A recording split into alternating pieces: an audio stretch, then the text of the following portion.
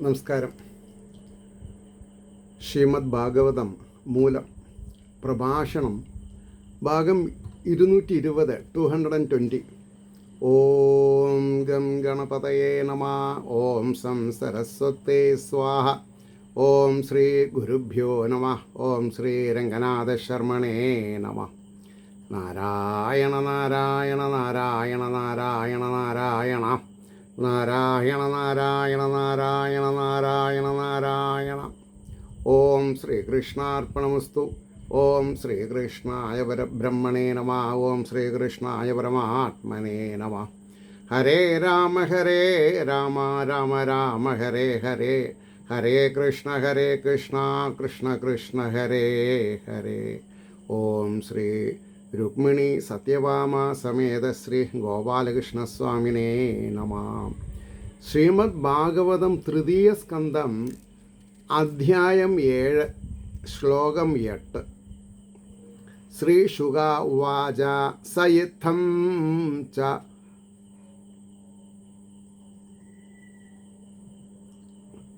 സയിത്തം ച ചോദിത ക്ഷത്രാ തത്വജിജ്ഞാസുനാ മുനി പ്രത്യാഹ ഭഗവൽചിത്താസ്മയന്നിവ ഗതസ്മയാം. സയിദ്ധം ചോദിതക്ഷത്ര തത്വജിജ്ഞാസുനാ മുനി പ്രത്യാഹ ഭഗവൽചിത്ത സ്മയന്നിവ ഗതസ്മയാം. തത്വം അറിവാൻ ആഗ്രഹിക്കുന്ന, കഥ അറിയാനെന്നല്ല പറഞ്ഞത്, തത്വം അറിയണമെങ്കിൽ ആഖ്യാനം പഠിക്കണ്ടേ? ശ്ലോകം കാണാൻ പാഠം വായിക്കാൻ പഠിച്ചാൽ മതിയോ? പോരാ. അതുകൊണ്ട് വിതുരരാൽ ഇപ്രകാരം ചോദിക്കപ്പെട്ട ചോദിത ആ മഹർഷി ഭഗവാനിൽ വയ്ക്കപ്പെട്ട മനസ്സോടുകൂടിയവനായിട്ട്. അപ്പോൾ നമ്മളെന്ത് ചെയ്യണം? മനസ്സ് ഭഗവാനിൽ വയ്ക്കണം. മനസ്സ് ആത്മാവിൽ ലയിപ്പിക്കുക എന്ന് പറയും. മനസ്സോടുകൂടിയവനായിട്ട് ആശ്ചര്യപ്പെടാത്തവനാണ്. ആശ്ചര്യം എന്തിനാ ആശ്ചര്യം? അഹം ബ്രഹ്മാസ്മി എന്ന് പറഞ്ഞതിൻ്റെ കാര്യം കഴിഞ്ഞില്ലേ? ഈ മന്ദഹാസം ചെയ്യുന്നവനെന്ന പോലെ. എന്നാൽ മന്ദഹാസമാണോ? അല്ല, മായ. അപ്പോൾ പോലെ ശോഭിക്കുന്നവനായിട്ട് മറുപടി പറഞ്ഞു. ഓക്കെ, ഇനി അതിൻ്റെ ഒരു ഭാവാർത്ഥം പറയാം. ശ്രീ ശുകമുനി അരുളി ചെയ്തു, പരമാർത്ഥമായി സംഗതി അറിവാനുള്ള ആഗ്രഹം നിമിത്തം. അതാണ് തത്വം അറിവാൻ ആഗ്രഹിക്കുന്ന എന്ന് പറയാൻ കാരണം. പരമാർത്ഥമായ സംഗതി അറിവാനുള്ള ആഗ്രഹം നിമിത്തം. അപ്പോൾ കഥ പറഞ്ഞാൽ പരമാർത്ഥമല്ല, തത്വം പറയാതെ കണ്ട് കഥ പറയാൻ പാടില്ല. വിതുരർ ഇങ്ങനെ ചോദ്യം ചെയ്തപ്പോൾ മൈത്രേയ മുനിക്ക് ആശ്ചര്യം തോന്നിയില്ല. എന്തുകൊണ്ടെന്നാൽ സാമാന്യേന വിതുരരെ പോലെയുള്ള പണ്ഡിതന്മാർക്കും സംശയം ജനിപ്പിക്കാൻ തക്ക വിധമുള്ള ലീല തന്നെയാണ് ഭഗവാൻ നടത്തുന്നത് എന്നുള്ള വിചാരം അദ്ദേഹത്തിനുണ്ടായി. എങ്കിലും ഈ വിധം ചോദ്യങ്ങൾക്ക് എങ്ങനെയാണ് സമാധാനം പറഞ്ഞ് അടക്കുക എന്നുള്ള ഭാവത്തെ പ്രകാശിപ്പിച്ചുകൊണ്ട് മറുപടി പറഞ്ഞു. ഓക്കെ, മൈത്രേയ വാച. ശ്ലോകം 9. സയം ഭഗവതോ മായായന്നയേന വിരുദ്ധ്യതേ ഈശ്വരസ്യ വിമുക്തസ്യ കാർപണ്യം ഉദ ബന്ധനം. ഇയം ഭഗവതോ മായായന്നയേന വിരുദ്ധ്യതേ ഈശ്വരസ്യ വിമുക്തസ്യ കാർപണ്യം ഉദ ബന്ധനം. നിത്യമുക്തനായ ഈശ്വരന് ദൈന്യവും വിമുക്തന് ബന്ധനവും എന്നത് തർക്കയുക്തിയോട് വിരോധമായിരിക്കുന്നുവെന്നത് യാതൊന്നോ ഇത് ഭഗവാന്റെ ഇച്ഛാശക്തിയായ മായയാകുന്നു എന്ന് പറഞ്ഞു. വളരെ ഗൗരവമായിട്ടാണ്. അതാണ് ഇപ്പോൾ അതിൻ്റെ വാക്കാർത്ഥം. ഇനി ഞാൻ ഭാവാർത്ഥം പറയുമ്പോൾ മൈത്രേയർ അരുളി ചെയ്തു, വികാരമില്ലാത്തവന്, ശ്രദ്ധിക്കണം, ഈശ്വരനെ പറ്റിയാണ് പറഞ്ഞത്, ക്രിയ ഗുണാതീതന് ഗുണങ്ങൾ സ്വതസംതൃപ്തനും ഏകാഗിയുമായവന് ലീല, അതായത് വിനോദം. ജ്ഞാനസ്വരൂപന് അജ്ഞാന രൂപമായ മായയോട് സംബന്ധം. ഭഗവതംശമായ ജീവന് സ്വരൂപാനന്ദ ഭ്രംശം നിമിത്തം ദൈന്യം. അപ്പോൾ ജീവന് ദൈന്യം സംഭവിക്കാനുള്ള കാരണം എന്താ? ആനന്ദിക്കാൻ വിധിക്കപ്പെട്ടതാണെന്നുള്ള അറിവില്ലായ്മയാണ്. ഞങ്ങളൊക്കെ മനുഷ്യനല്ലേ, ഉപ്പും മുളകും തിന്നണവരല്ല. ചിലവർ ചോദിക്കും, അതിനെന്താ വേണ്ടത്? തല കുത്തി നിൽക്കണോ? ഉപ്പും മുളകും തിന്നണ ആൾക്കാരാണ് പറഞ്ഞിട്ട് വേണ്ട. കാരണം ഈ ഉപ്പും ചോറും തിന്നണവനാണ് അഹം ബ്രഹ്മാസിയായിട്ട് ഉയർത്തപ്പെടുന്നത്. എങ്ങനെ? ജ്ഞാനേന, ജ്ഞാനം കൊണ്ട്. ഇതാണ് നമ്മൾ മനസ്സിലാക്കേണ്ടത്.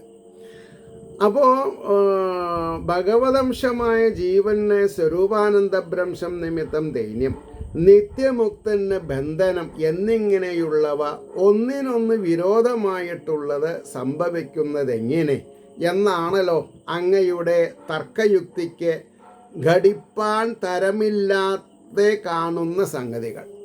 ആകാംക്ഷയ്ക്ക് കാരണം അപ്പം അതുണ്ടായത്. എന്നാൽ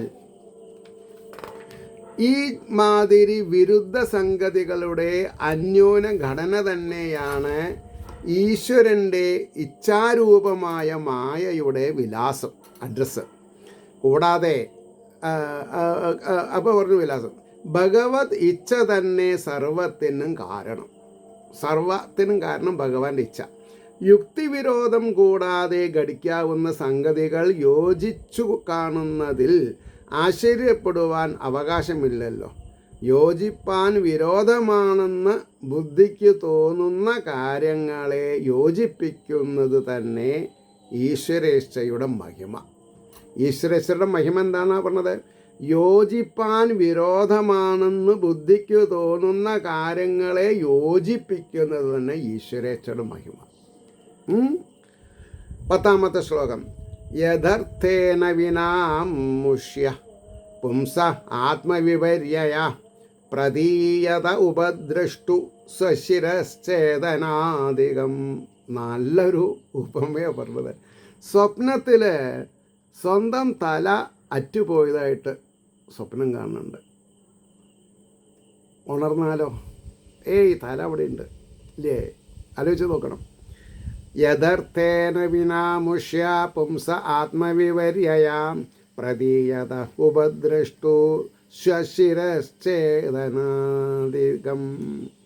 ഈ ജീവാത്മാവിന് സ്വഭാവ വിപരീതാവസ്ഥ യാതൊന്നോ അത് പരമാർത്ഥത്തോട് കൂടാത്തത് തന്നെ. സ്വപ്നം കാണുന്നവന് തൻ്റെ ശിരശ്ഛേദനം മുതലായത് തോന്നുന്നുവല്ലോ സ്വപ്നത്തിൽ. അതിൻ്റെ ഭാവാർത്ഥം പറയാണ്, പരമാർത്ഥത്തിൽ ജീവനും ജന്മ മരണാദി ബന്ധന ക്ലേശങ്ങൾ ഇല്ലാത്തത് തന്നെ. അണ്ടർലൈൻ ചെയ്യണത്, പരമാർത്ഥത്തിൽ ജീവനും ജന്മ മരണാദി ബന്ധന ക്ലേശങ്ങൾ ഇല്ലാത്തത് തന്നെ. ഉണ്ടെന്ന് തോന്നുന്നത് ഭ്രാന്തിയാൽ കൽപ്പിക്കപ്പെട്ടത് കൊണ്ടാണ്.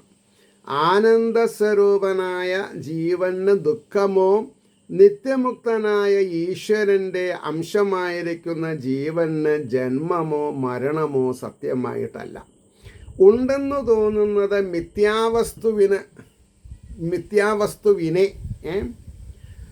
മിഥ്യാവസ്തുവിനെ സത്യവസ്തുവാണെന്ന് തെറ്റായിട്ട് തോന്നിപ്പിക്കുന്നതായ ഭ്രമത്തിൻ്റെ പ്രവൃത്തിയാണ്.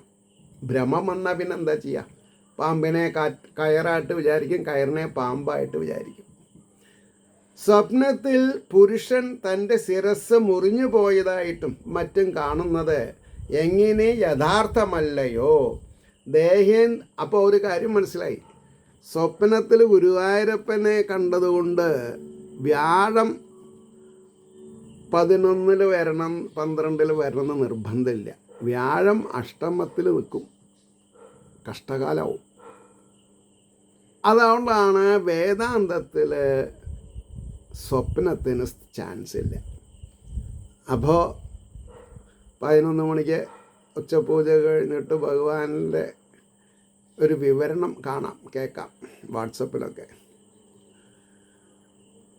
അവർക്ക് ഭഗവത് അറിയില്ല എന്നുള്ളത് ഉറപ്പാണ്. കാരണം ദേശത്തിനും ഭാഷയ്ക്കും അതീതാണ് ഈശ്വരൻ, നിരാകാരനാണ്. ആ നിരാകാരനെ നിങ്ങളെങ്ങനെയാണ് ശ്രീകൃഷ്ണ വേഷം, അതും കൃഷ്ണാട്ടം കളിയിൽ രാമായണം കഥകളി എന്ന് പറഞ്ഞാൽ കുറച്ചുകൂടി രക്ഷയുണ്ട്. കാരണം രാമായണം എന്ന ഇതിഹാസത്തിനെ ക്യാരക്ടറൈസ് ചെയ്തിട്ടാണല്ലോ രാമായണം കഥകളി. ഞാൻ പറഞ്ഞ പ്രശ്നമുണ്ടോ? എന്നാൽ ഭാഗവതത്തിൽ കൃഷ്ണാട്ടം ഉണ്ട്. പക്ഷേ കഥകളിയിലുള്ള രാമനെയോ അല്ലെങ്കിൽ ശ്രീകൃഷ്ണനെയോ, പിന്നെ മഹാഭാരതത്തിലെ ശ്രീകൃഷ്ണനെ കണ്ട ആരും നീട്ടുന്നു തൊഴാറില്ല. എല്ലാവർക്കും അറിയാം ഇതൊരു ബാലയാണെന്നുള്ളത്, ഇതൊരു ആർട്ട് ഫോമാണെന്ന് എല്ലാവർക്കും അറിയാം. ഇവിടെയാണ് പ്രശ്നങ്ങൾ ഉണ്ടാക്കുന്നത്. ഭാഗവതം പഠിച്ചവർക്ക് ഇതൊരു പ്രഹസനമായിട്ട് തോന്നും, നിരാകാരനായിട്ട്. ബാലാഗ്രശതഭാഗസ്യ വിസ്തരസ്യ ഏകോ ജീവ പ്രമാണം പറഞ്ഞ് പഠിപ്പിച്ചിട്ടുള്ള ആൾക്കാർക്ക് അതൊരു അരോചകമായിട്ട് തോന്നും. അപ്പോൾ ഇവിടെ പറയണു, സ്വപ്നത്തിൽ പുരുഷൻ തൻ്റെ ശിരസ് മുറിഞ്ഞു പോയതായിട്ടും മറ്റും കാണുന്നത് എങ്ങനെ യഥാർത്ഥമല്ലയോ? ദേഹേന്ദ്രിയാന്തകരണാദികളോട് താതാത്മ്യ സംബന്ധം നിമിത്തം തോന്നുന്നതായ ഒരു ഭ്രാന്തി മാത്രമായിരിക്കുന്നുവോ? അതുപോലെ ജീവന്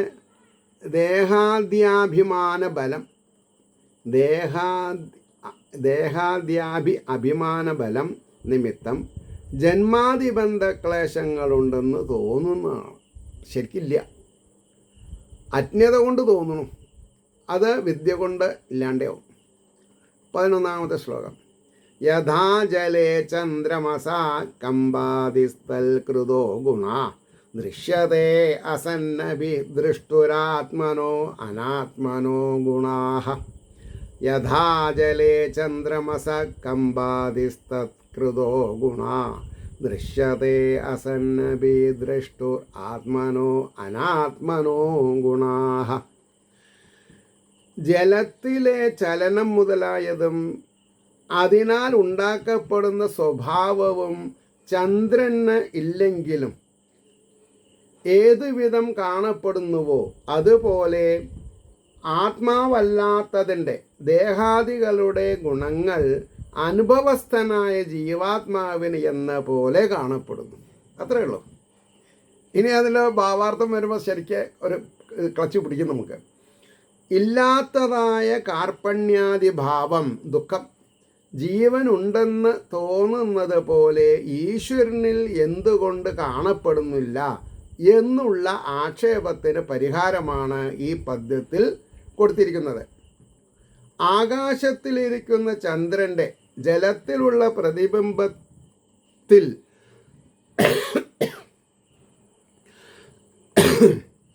ജലത്തിലെ ചലനാദിധർമ്മങ്ങളുള്ളതുപോലെ കാണപ്പെടുന്നു. ആകാശചന്ദ്രനിൽ ആ വിധം ചലനാദി കാണപ്പെടുന്നുമില്ല. ശരിയല്ലേ? വാസ്തവത്തിൽ ചലനാദിധർമ്മം ചന്ദ്രനിലുള്ളതല്ല, മറിച്ച് വെള്ളത്തിനാണ്. അതെ, പ്രതിബിംബത്തിന് ജലസംബന്ധമുള്ളത് കൊണ്ട് അതിൽ കാണപ്പെടുന്നു, പരമാർത്ഥ ചന്ദ്രനിൽ കാണപ്പെടുന്നില്ല. അതുപോലെ ശരീരേന്ദ്രിയങ്ങൾക്കുള്ള സുഖദുഃഖാദിഭാവങ്ങളും ജനനമരണാദികളും ശരീരാഭിമാനിയായ ജീവന് യഥാർത്ഥത്തിലില്ലെങ്കിലും ഉള്ളതുപോലെ കാണപ്പെടുന്നു. അതല്ല ഇപ്പോൾ മരിച്ച വീട്ടിൽ പോയാലത്തെ സ്ഥിതി അല്ലേ? കരയാൻ താല്പര്യമില്ലാത്തവരെ കൂടി പുറത്ത് തട്ടി കരയിക്കും ചിലവർ. നിങ്ങൾക്ക് ഇങ്ങനൊരു സ്ഥിതി വരാൻ പാടില്ലാത്തതായിരുന്നു. നിങ്ങൾ എന്ത് പാപ ചെയ്തത്? നിങ്ങൾ അറിഞ്ഞിട്ടൊരു തെറ്റും ചെയ്തിട്ടില്ല. ആസിഫ് അദ്ദേഹത്തിൻ്റെ കുണ്ടലിനി നമ്മുടെ അടുത്തുള്ള മാതിരിയൊക്കെ സംസാരിക്കുക ആൾക്കാർ. അങ്ങനെ പാടില്ല. മനസ്സിലായില്ലേ? ദുഃഖിക്കണം എന്നുള്ളവർ ദുഃഖിച്ചോളൂ. പക്ഷേ അത് പെർമനൻ്റായിട്ട് ദുഃഖിക്കാൻ പറ്റില്ല ആർക്കും. മനസ്സിലായില്ലേ? അപ്പോൾ പറഞ്ഞു, അസംഗനായ ഈശ്വരന്, സംഘമില്ലാത്ത ഈശ്വരന് ആ വക ധർമ്മങ്ങളില്ലതാനും. ശരീരാഭിമാനം ജീവദുഃഖകാരം. ശരീരത്തിൽ അഭിമാനം കൊള്ളുക കാരണമാണ് ദുഃഖം വരുന്നത് എന്നാണ് പറഞ്ഞത്. 12ാമത്തെ ശ്ലോകം. സവൈ നിവൃത്തിധർമ്മേണ വാസുദേവാനുകമ്പയാ ഭഗവൽ ഭക്തിയോഗേന തിരോധർത്തേ ശനൈരിഹ. സവൈ നിവൃത്തിധർമ്മേണ വാസുദേവാനുകമ്പയാ ഭഗവൽ ഭക്തിയോഗേന തിരോധർത്തേ ശനൈരിഹ. അതിന് വാക്കർത്ഥം പറയാം. ആ ധർമ്മം, ഏത് ധർമ്മം? മായയിൽ കുടുങ്ങിയിട്ട് ജീവന് മരണം, ജനന മരണങ്ങളുണ്ടെന്ന് തോന്നുക, അല്ലെങ്കിൽ ചന്ദ്രനളക്കുണ്ടെന്ന് തോന്നുന്നത്. ആ ധർമ്മം നിവൃത്തിധർമ്മം കൊണ്ടും വാസുദേവൻ്റെ കാരുണ്യം കൊണ്ടും ഭഗവാനിലുള്ള ഭക്തിയോഗം കൊണ്ടും ഈ ലോകത്തിൽ മെല്ലെ മെല്ലെ ഇല്ലാതെ കണ്ടാകുന്നു. എനിക്ക് നേരത്തെ കാലത്ത് തന്നെ ഇല്ലാണ്ടായി. എൻ്റെ അച്ഛൻ എനിക്ക് 22 വയസ്സുള്ളപ്പോഴാണ് മരിക്കണത്. കുറേ ആൾക്കാർ വന്നിട്ട് എന്നെ മുതുത്ത് തട്ടിയിട്ട് കരയിപ്പിക്കാൻ നോക്കി. അവർ തോറ്റു, ഞാൻ ജയിച്ചു. ഞാൻ കരഞ്ഞില്ല. എനിക്ക് കരച്ചിലിൻ്റെ ആവശ്യമില്ല. കാരണം ഈ അഹം ബ്രഹ്മാസ്മിയുടെ വേറൊരു ഭാഗം അച്ഛൻ പഠിപ്പിക്കുന്നുണ്ടായി. എന്താ? ശരീരേ മരിക്കണുള്ളൂ, ആത്മാവ് മരിക്കണില്ല. എപ്പോൾ കണ്ണടച്ച് നിങ്ങൾ എന്നെ വിചാരിക്കും നിങ്ങളുടെ ഒപ്പം ഉണ്ടെന്ന്. അത് വലിയൊരു പഠിപ്പാണ്. കണ്ണടച്ചിട്ട് അല്ലേ, എല്ലാവർക്കും ഉണ്ടതേ,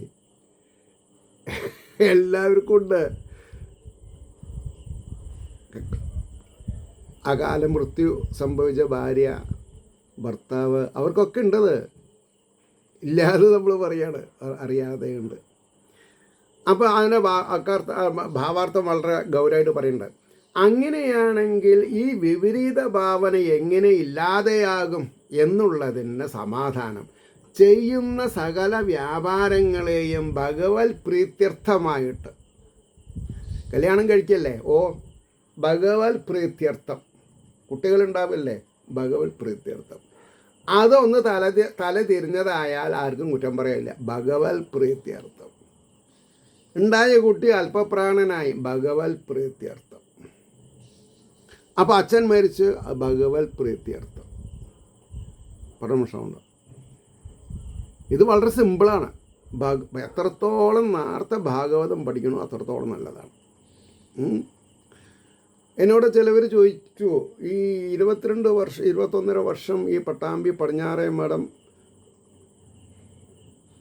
ഭരിച്ചിട്ട് അത് കയ്യിൽ നിന്ന് പോയപ്പോൾ നിങ്ങൾക്ക് ദുഃഖമില്ലേ എന്ന്. ഇല്ല പറഞ്ഞു ഞാൻ. കാരണം എന്താ? അമ്പലം വിഴുങ്ങിയെന്ന് ആരും വിളിക്കില്ലല്ലോ. സപ്പോസ് ഞാൻ അവിടെ കണ്ടിന്യൂ ചെയ്യുകയാണെങ്കിൽ ആൾക്കാർ വിളിക്കും. കാരണം അവിടെ ആൾട്ടർനേറ്റീവ് ഡേയ്സിൽ ധാരാളം കല്യാണം, നെക്സ്റ്റ് ടു മെയിൻ ഗുരുവായൂർ ധാരാളം കല്യാണം നടക്കുന്ന സ്ഥലമാണ്.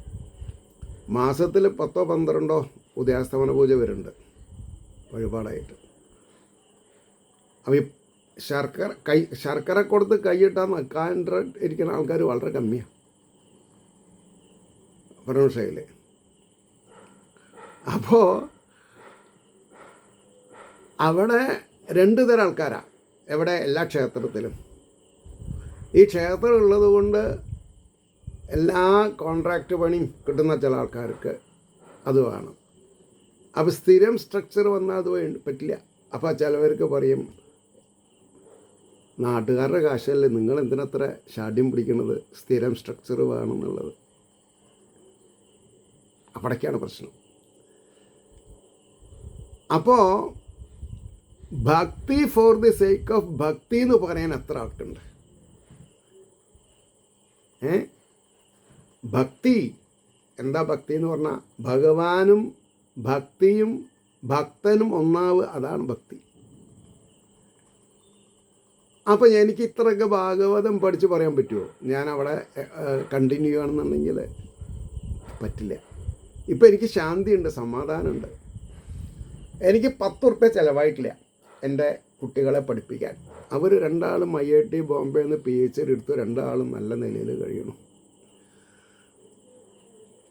ആൾക്കാർ ഇപ്പോഴത്തെ നിലയിലെ ഞാൻ പഠിപ്പിച്ചത് വിചാരിച്ചാൽ അയാൾക്ക് ഇപ്പം എന്താ അമ്പലത്തിൽ നല്ല വരുമാനമാണ്. അപ്പോൾ ഭാഗവതത്തിൻ്റെ പ്രസക്തി അവിടെ കാണില്ല. പിന്നെ ഇപ്പം എനിക്ക് ധൈര്യമായിട്ട് പറയാം ഭാഗവതത്തിൻ്റെ പ്രസക്തി എന്താണെന്നുള്ളത്. മനസ്സിലായില്ലേ?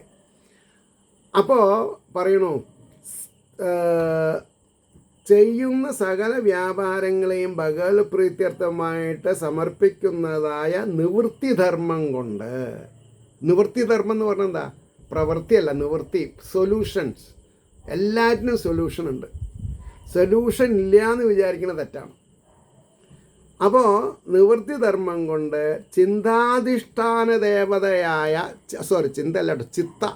ചിത്താധിഷ്ഠാന ദേവതയായ ശ്രീ വാസുദേവൻ്റെ കാരുണ്യ കടാക്ഷം ഈ ജീവാത്മാവിന് സിദ്ധിക്കും. അപ്പോൾ ഭഗവത് കഥ കേൾപ്പാനും ഉച്ചരിപ്പാനും സന്തോഷം ജനിക്കും. ക്രമത്തിൽ പരമപ്രേമ ലക്ഷണയായ ഭഗവത് ഭക്തി യോഗം ലഭിക്കും. അപ്പോൾ ദേഹേന്ദ്രിയാദികളിൽ അധ്യാസം നിമിത്തമുണ്ടായ ആത്മവിപര്യ ഭാവം ക്രമേണ നശിക്കും. ക്ഷമയോടുകൂടെ ഭക്തിയോഗം ലഭിപ്പാൻ പരിശ്രമിക്കുന്നത് തന്നെ സംസാര ശാന്തിക്ക് ഉപായം. അപ്പോൾ അസാധ്യമായിട്ടുള്ളതൊന്നുമില്ല. മനസ്സിലായില്ലേ? 13ാമത്തെ ശ്ലോകം. യതേന്ദ്രിയോ പരമോ അധ ദ്രഷ്ട ആത്മനി പരേ ഹരോ വിലീയന്തേ തഥാ ക്ലേശ സംസുപ്തസ്യേവ കൃഷ്ണശ. യതേന്ദ്രിയോ പരമോ അധ ദ്രഷ്ട ആത്മനി പരേ ഹരോ വിലീയന്തേ തഥാ ക്ലേശ സംസുപ്തസ്യേവ കൃഷ്ണശാം. ദ്രഷ്ടാവോടുകൂടെ, ആരാണ് കാണുന്നത്? അയാളാണ് ദ്രഷ്ടാവ്. ഇന്ദ്രിയങ്ങളുടെ ഉപരതി പരമാത്മാവായ ഹരിയിൽ എപ്പോൾ ഉണ്ടാകുന്നുവോ അപ്പോൾ സുഷുപ്തിയിൽ കിടക്കുന്നവനെന്ന പോലെ ക്ലേശങ്ങൾ മുഴുവനും വിലയിക്കുന്നു. പനിയുള്ളവനാണെങ്കിലും തലവേദന ഉള്ള ഒന്ന് ഉറങ്ങിയാൽ പനി വിടും. പനിക്കുണ്ടെന്ന് അറിയില്ല, തലവേദന പോകും. പറഞ്ഞു മനസ്സിലായില്ലേ? പക്ഷേ ചിലവർക്ക് ലഹള കൂടിയ ഉറക്കം വരില്ല, ശരീരം കിടുകിടിങ്ങനെ വറക്കുണ്ടാവും. അത് അപകട. കിടക്കണതിൻ്റെ മുമ്പ് രമ്യതയിലെത്തണം എല്ലാവരും, പറഞ്ഞു തീരണം. അതിനാണ് സദാസേവ്യ ഭാഗവതം. അപ്പോൾ ഭഗവാനെ മാത്രം മനസ്സിൽ ധരിച്ച് നടക്കുന്ന ആൾക്കാർക്ക് ഏടാകൂടങ്ങൾ വരില്ല. ഇപ്പോൾ ഞാൻ കുരുമുളക് പൊറപ്പിച്ചു, അത് ഉണക്കണു, എടുത്തു വയ്ക്കണു, അത് കൈ കൊണ്ട് കശക്കി മണിയെടുക്കണു. അത് ഇപ്പോൾ തൊടി വെറിയെടുക്കുക കാരണം നനയ്ക്കണം, സമയാസമയത്ത് നനയ്ക്കണം. അതിനിടയ്ക്ക് യൂട്യൂബ് പറയണം, അതിനിടയ്ക്ക് ക്ലാസ് ഉണ്ട്, വീട്ടുകാര്യങ്ങളുണ്ട്, കുറച്ച് റെസ്റ്റ് കൊടുക്കണം. ഇതൊക്കെ രസമാണ്. കാരണം എന്താ? എപ്പോഴും ബിസിയായിട്ടിരുന്നാൽ നമുക്ക് ടെൻഷനില്ല. എത്ര ആൾക്ക് ഏതൊക്കെ തരത്തിൽ ദുഃഖമുണ്ട്, നമുക്ക് ദുഃഖിക്കാൻ സമയമില്ല. സദാസേവ്യ ഭാഗവതം. അതുകൊണ്ടാണ് പറഞ്ഞത്, ഭക്തിയുടെ അഭിവൃദ്ധി ഉണ്ടായാലുള്ള ലക്ഷണം എന്താണ്? ഭക്തി നിമിത്തം ക്ലേശങ്ങൾ എപ്പോൾ ഇല്ലാതെയാകും. ഇപ്പോൾ പറഞ്ഞു വായെടുത്തുള്ളൂ എന്നതിനെ വിവരിക്കുന്നു. ദേഹധർമ്മങ്ങളെ സ്വധർമ്മങ്ങളായിട്ട് അഭിമാനിക്കുന്ന ജീവൻ ഇന്ദ്രിയങ്ങളുടെ സകല വ്യാപാരങ്ങളെയും സർവക്ലേശങ്ങളെയും സംഹരിക്കുന്ന പരമാത്മാവായ ശ്രീഹരിയിൽ എപ്പോൾ അടങ്ങുന്നുവോ അപ്പോൾ സകല ദുഃഖങ്ങളും ഇല്ലാതെയാകുന്നു. എന്നിട്ടോ സുഷുപ്തിയിൽ കിടക്കുന്ന ഒരുവൻ എങ്ങനെ സകല ബാഹ്യാവസ്ഥകളെയും അറിയാതെയിരിക്കും? കതിന പൊട്ടിയാൽ അറിയില്ല, ആ വെടി പൊട്ടിയോ? വെടി പൊട്ടി. ഞാൻ കേട്ടില്ല. വേണ്ട, താൻ ഉറങ്ങായിരുന്നു. അതാണ് എൻ്റെ വ്യത്യാസം. അപ്പോൾ ബാഹ്യാവസ്ഥകളെയും അറിയാതെ ഇരിക്കുന്നുവോ അതുപോലെ ഭക്തിയിൽ മുങ്ങിയവന് അവിദ്യ നിമിത്തമുണ്ടാകുന്ന യാതൊരു സങ്കടങ്ങളും ഉണ്ടാകില്ല. അവിദ്യ കൊണ്ടാണ് പ്രശ്നം ഉണ്ടാകുന്നത്. ഇത് തന്നെ പരമഭക്തിയുടെ ലക്ഷണം. ഇതിനാൽ തന്നെ ക്ലേശനാശം അനുഭവപ്പെടുന്നതും. ഉറങ്ങിയവൻ ഉണരുമ്പോൾ ബാഹ്യാവസ്ഥകളെക്കുറിച്ചുള്ള സുഖദുഃഖങ്ങൾ അവനെ ബാധിക്കും. ഭക്തിയാൽ നശിച്ചുപോയ അവിദ്യയാകട്ടെ പിന്നെ ഉണ്ടാകുകയില്ല എന്ന് ധരിക്കേണ്ടതാകുന്നു. ധരിച്ചിട്ടില്ലെങ്കിൽ എന്താ, ആ കേസ് നമ്മൾ ഭാഗത്തിലെടുക്കില്ല. അമ്മാതിരി ചോദ്യത്തിന് സ്ഥാനമില്ല. ധരിക്കണം, അത്രയേ ഉള്ളൂ. ഏവർക്കും ശ്രീഹരിയുടെ അനുഗ്രഹാശസ്സുകൾ നിർലോഭം ഉണ്ടാവട്ടെ എന്ന് ആശംസിക്കുന്നതോടൊപ്പം ലോകാ സമസ്ത സുഖിനോ ഭവന്തു ആയിരിക്കട്ടെ നമ്മുടെ പ്രാർത്ഥന. ഏവർക്കും നല്ലത് മാത്രം സംഭവിക്കട്ടെ എന്ന് പ്രാർത്ഥിച്ചുകൊണ്ട് വാക്കുകൾ ഉപസംഹരിക്കുന്നു. നമസ്കാരം. നാളെ കാണാം.